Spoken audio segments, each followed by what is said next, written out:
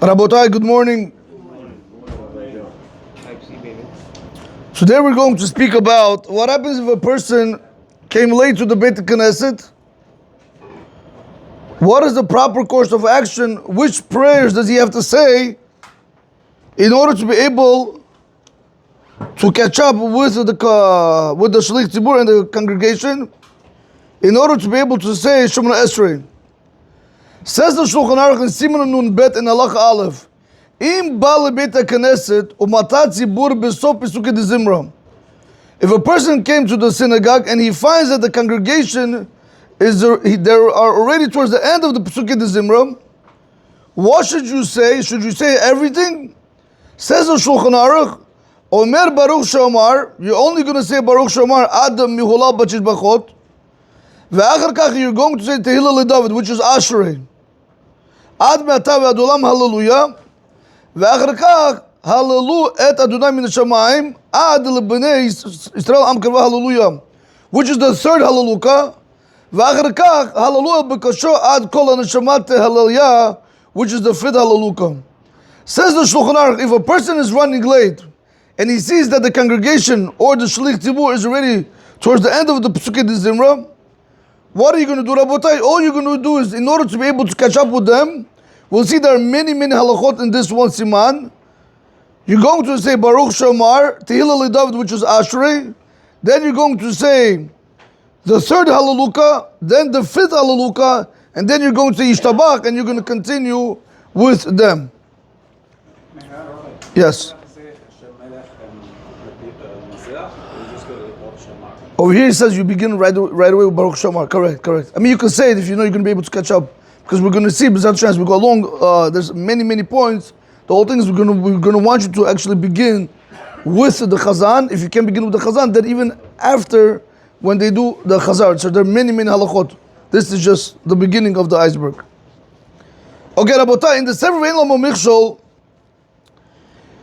he's going to speak about today that it is not proper to speak in a foreign language when you have orchim over, if you have guests over.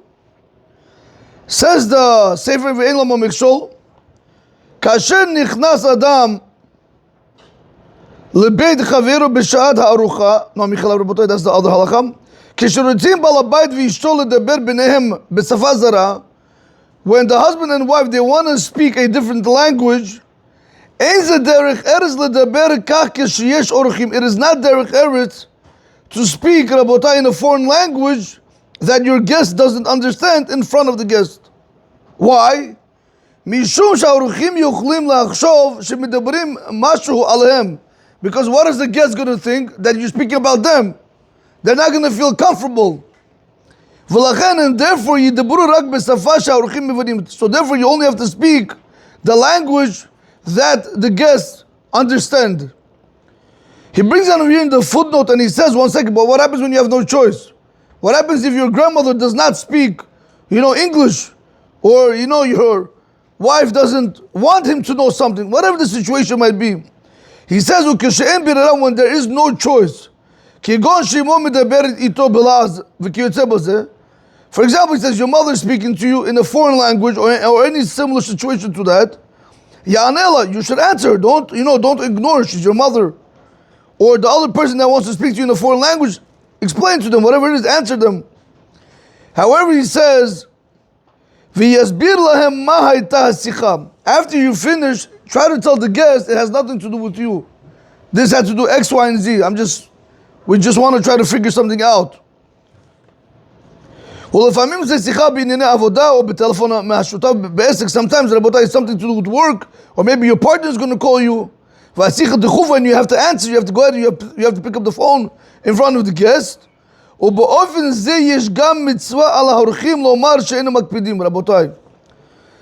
Sometimes people have to pick up the phone. So even the guests themselves, they should not be particular if you have other people speaking different languages in front of them, or they're answering phone calls. Let the other person, meaning let the host, feel that he's comfortable, he can speak in his house. Says the Sefer Ve'en Lamo Michshol, number one, he says, when you have guests over, the best thing to do is not to speak foreign language. Why? Because imagine he speaks only English and now you're speaking Russian, you're going to make you feel uncomfortable. But he says if you have no other choice, after you spoke with your wife or whatever with someone else, tell the guest it has nothing to do with you. It's just we had to just clarify something. But he says, but sometimes it can even be business or things like that which are more important. The guest should also understand that I'm allowed to speak freely. Rabotai, this is a very great musar. A lot of times you have people that they have guests in their house, and you have sometimes that the husband or wife, they try to put on a show. They get into an argument, or the wife gets up from the table and she leaves. Rabotai, these things should not be done when you have guests in the house, because remember, it has nothing to do with you. But how are they supposed to know that? They don't know that. They're going to think, she got up because of the guest.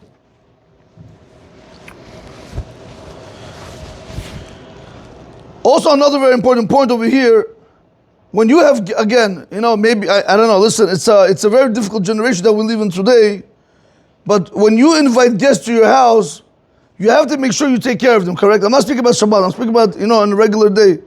But what happens a lot of times, we speak about that you shouldn't ignore them, you shouldn't speak in a different language so they shouldn't get offended. They shouldn't think it's about them.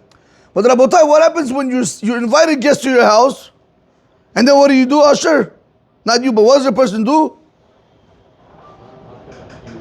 No, you take the phone and you're on your phone. While the guest is sitting there, you're on your phone.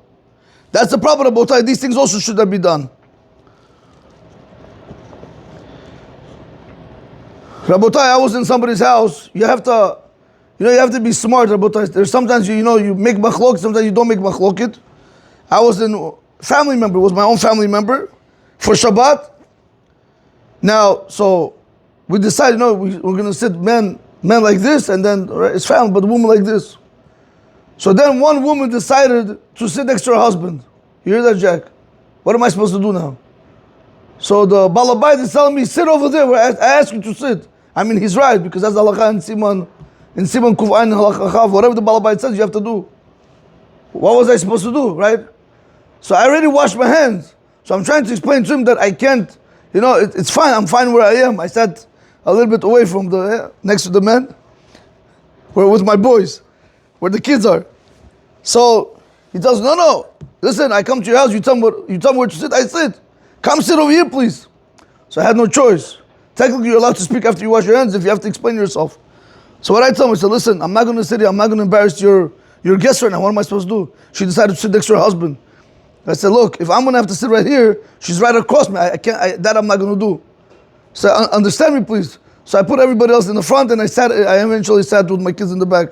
Rabbatai, all we're trying to bring out over here is that a person has to be very careful with how you behave with the guests. Baruch Adonai L'olam. Amen wa amen. Rabbi Chanan ben Ekash omer Tzak Baruch Hu.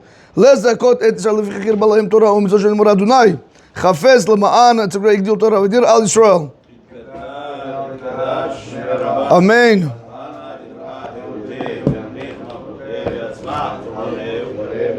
Amen.